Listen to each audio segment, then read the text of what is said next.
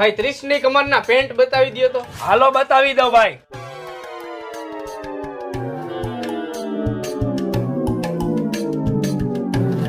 જોવો ભાઈ. હજી બીજા બતાવો.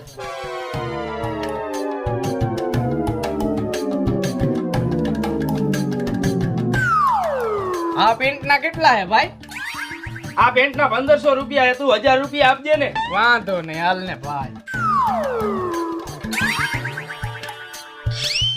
રાયલા નીલા, તું અહીંયા? કા ભાઈ ભાવેશ, તું અહીંયા? અરે નીલિયા, હું તો અહીંયા પેન્ટ લેવા આવ્યો હતો, પણ તું શું લેવા આવ્યો? અરે મારા કલેજે આપણી જ દુકાન હે આ.